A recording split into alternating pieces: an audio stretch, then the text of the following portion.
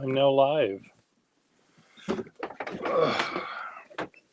This is going to be a short and sweet video. Look at how clean my hands are when I've been away from my pen repair desk. This is what normal people's hands look like instead of nasty.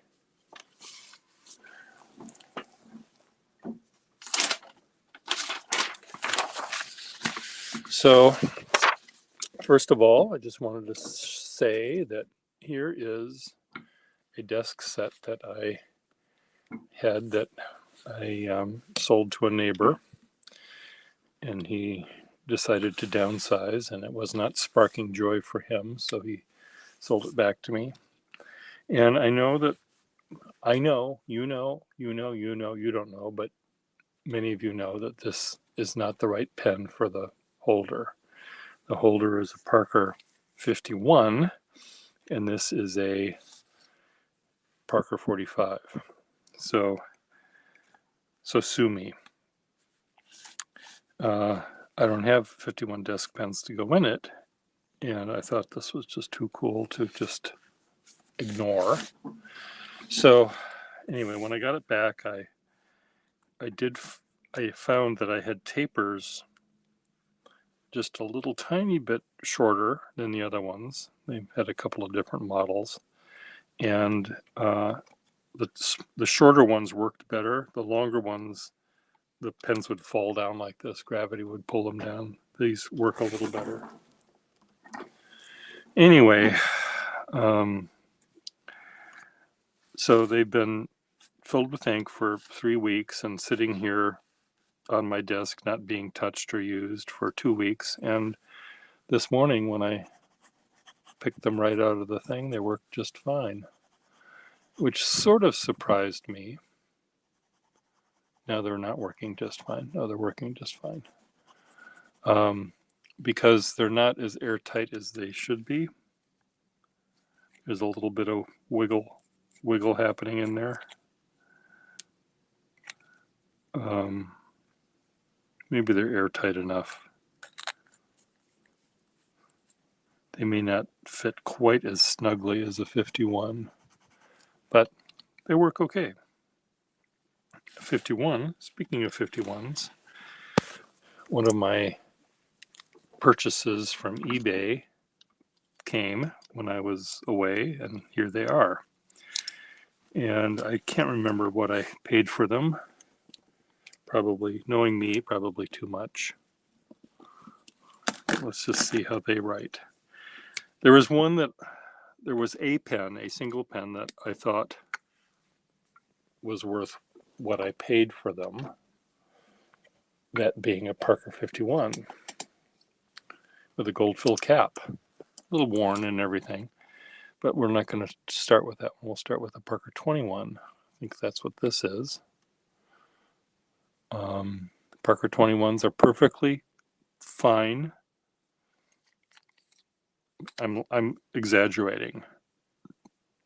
They're if you can find one that isn't cracked in the 50 years it's been alive on this planet, you might have found a good one. There's other ones that were made of shitty plastic, and it seems like they cracked while they were drying on the workbench in Janesville, Wisconsin. And they crack, well, they can crack anywhere there was a piece of plastic, they crack. The barrel seems fine, and the shell, this is where it normally cracks, is along here, and I don't see a crack. My fingers will certainly be able to tell if I fill it up and write with it for 2 minutes. My fingers will turn blue if there is a crack. Why am I using this ink? I have well, it's not going to help now. I don't have much black ink in my repertoire here, so I shouldn't be using the few drops of ink I have left in case I have an emergency calligraphic job to do. But this seems fine. What do you know? My fingers aren't blue yet. So chances are, if this pen existed on the planet this long without it cracking, chances are it will live another 50 years.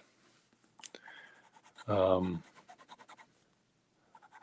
ones that are cracked, that you do find every once in a while, they're not going to get any better. The cracks don't disappear. You might be able to put a sealant on it or something to seal the crack, but actually this is kind of a nice pen. The 21 was a poor man's 51. Well, I don't know. A really poor man's 41.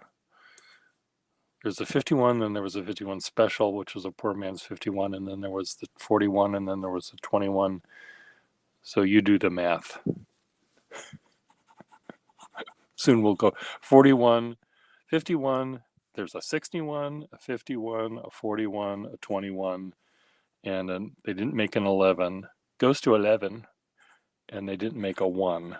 So there you go. So this seems to be fine. Yay. Okay, let's just do the fuggliest one. This is an Arnold, and it is an Arnold Ballpoint Pen. Now, a pen like this is good for one thing: giving yourself an emergency tracheotomy. It's good for two things. Emergency tracheotomy, and the ones that don't have ink at all are good for scoring. If I have, and every once in a while I have a job where I'll be printing something on a piece of paper and I need to score it. Now, what is scoring, you ask? A piece of paper has a grain to it. I don't know if this one is thick enough to notice it. There's this side and then there's this side. And you can fold it one way and you fold it the other way and it cracks. So let's find out which way. This doesn't seem all that bad. Let's see if this is better. I think this way is correct, and this way is the one where it goes against the grain, so you get a little bit of nastiness on the edge where it doesn't fold straight. So what you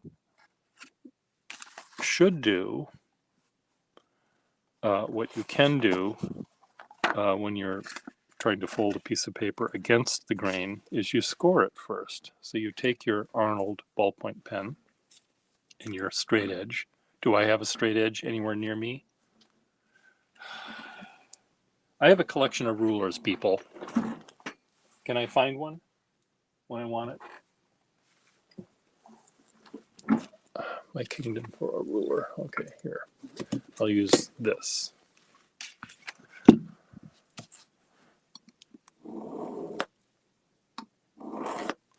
I didn't have to do it twice. I just didn't know. So you score it, and then you can fold it without having that nasty cracky business. I don't know if you can see. So I use these pens, ballpoint pens that don't work, that are out of ink, that are really out of ink, and I use these for scoring. And so this will go, where's my scoring drawer? It'll go up there for now. Okay, back to the other two pens. We'll save the, well, this is weird. This is a weird, I think it says Parker. This is not a loop.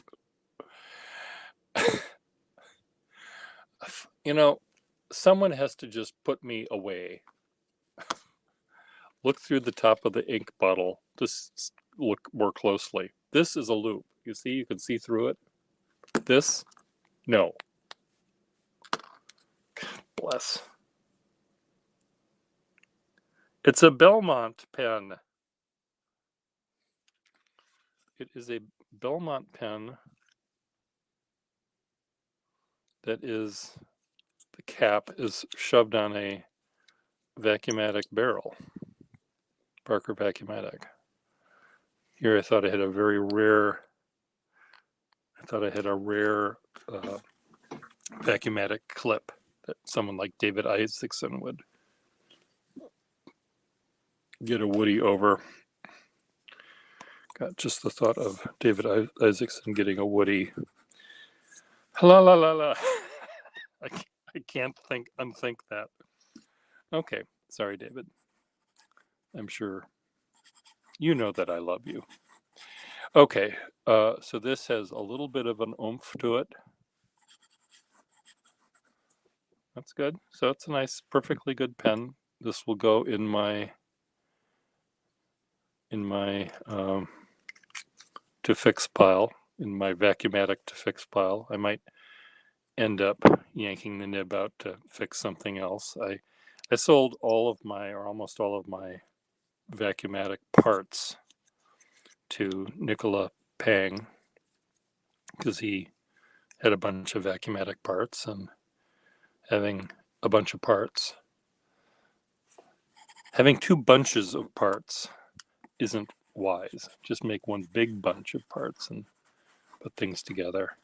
But the Parker Vacuumatic nib was used to replace the other Parker pens, Parker dual-fold pens.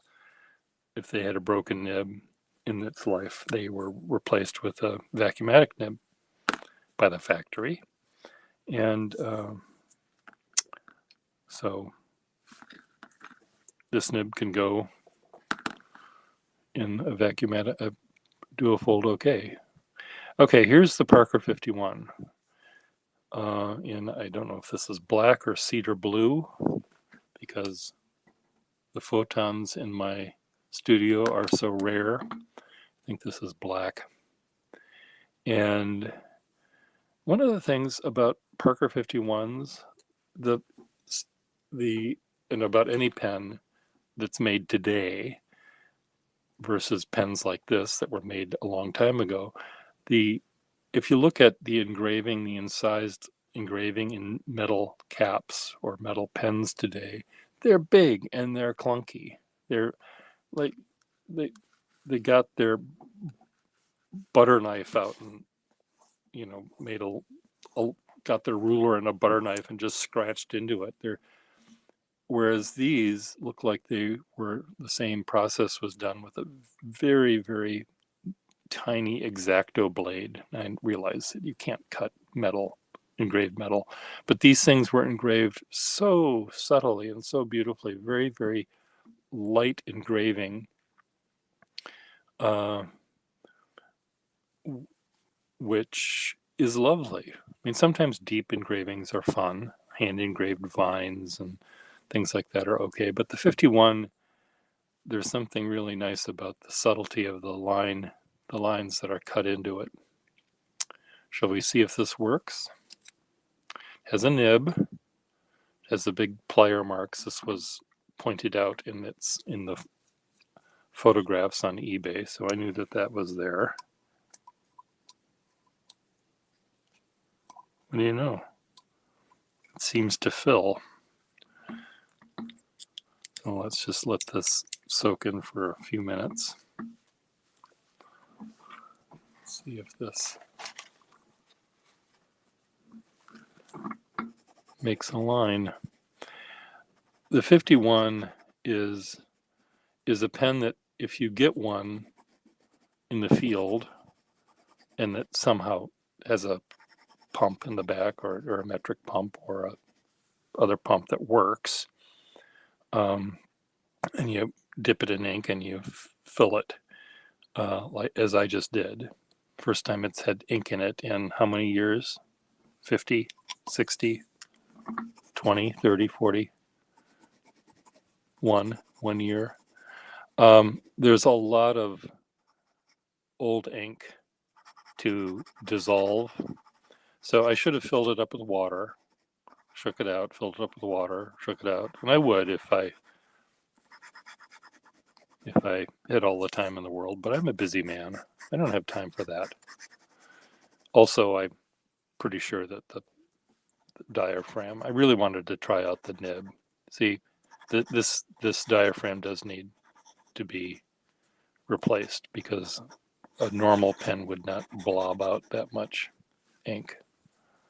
So there's a problem, Houston. We're venting ink.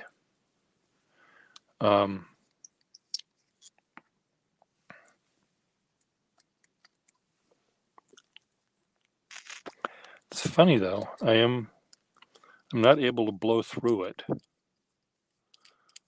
We'll let it sit and try it out. Fill it with water, see what happens. But anyway, Parker 51, Vacuumatic fill, Parker Vacuumatic with the wrong cap, Parker 21 without a crack, and a emergency self-tracheotomy scoring Arnold Ballpoint. Come on, pen. See, now the inks are all seizing up on each other and they're causing issues. I'll soak this in water and see what happens. Okay, am I done? Go back to the 21, write with it for a second. There's no ink on my fingers. So this seems like a good one.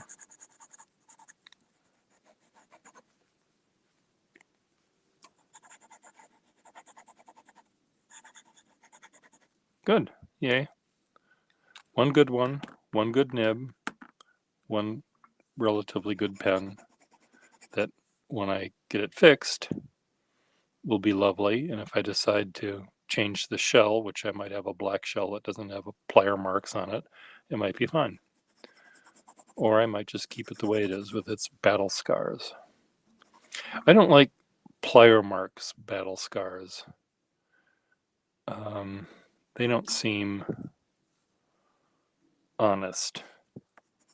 The battle scar where you see a big dent in the cap that was caused by the door of your Duesenberg slamming against you. That's one thing. But when you see a plier mark added by someone who was trying to take it apart carelessly, that bothers me a little bit. If the gash was this way, or somehow clearly not done by an impatient pen repairman,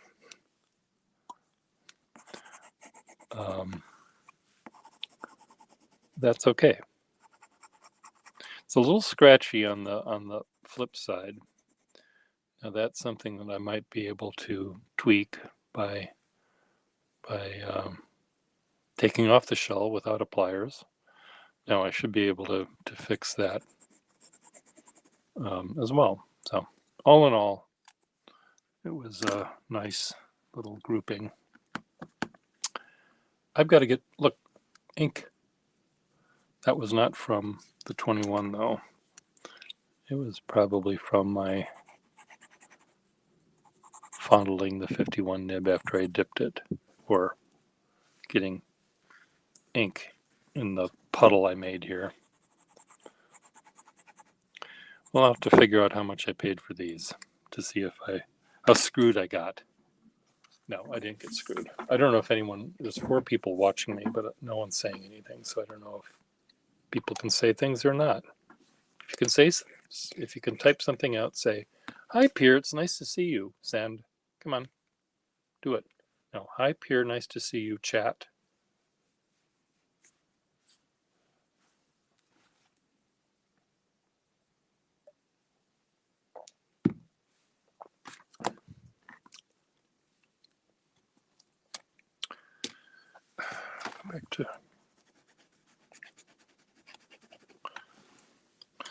Back to these 45s. I still have the problem I have with the 45 continues no matter what I do. Somehow I put them in my hand, and from putting them in my hand and putting them on the paper, they are rotated so that I write on the side of the nib, which means that, of course, nothing happens. So I have to rotate it back, and I don't have that problem with any other pen. I don't have it with a 51 or a 61 or a... I have them with 45s, and I don't understand. Someone should get a PhD in that. PhDs are given out for all sorts of crazy things, and the research on why maybe this happens to other people as well is that the diameter of the pen is such that it rotates in my hand by as if by magic, or what? See, I'm writing it on upside down. Part of it is I can't tell which end is up, because they all, I mean, I can tell if I really look.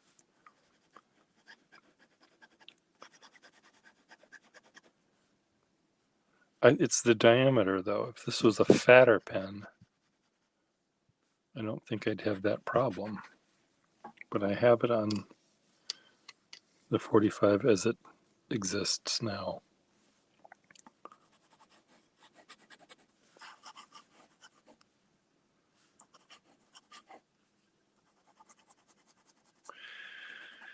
Okay, I've got work to do. I have a job that I started in Boston, continued while I was in Minnesota, and have to finish today. I hate doing that. I hate doing calligraphic work, or not calligraphic, design work on computers where I straddle the hemisphere, straddle the time zone. The computer I have in Minneapolis is a little different than the one I have here. The setup is very different from what I have here. This is my comfort zone. I have my computer and my Wacom tablet here where my eyeballs and my hands all are at exactly the right spot. And I go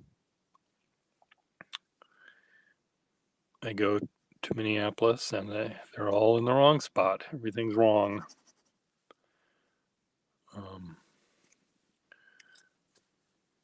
But I warned my clients. I said, I don't know, if you ask me to do something in Minneapolis, it's going to take longer, cost more money,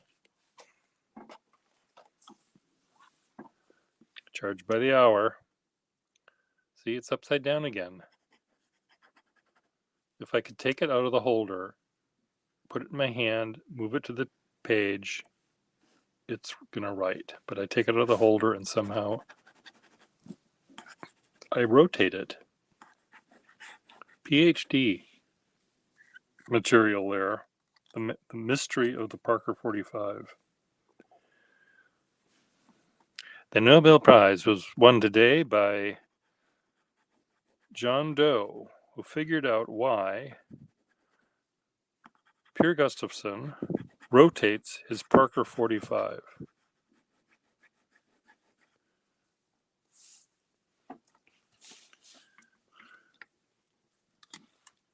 The King of Sweden is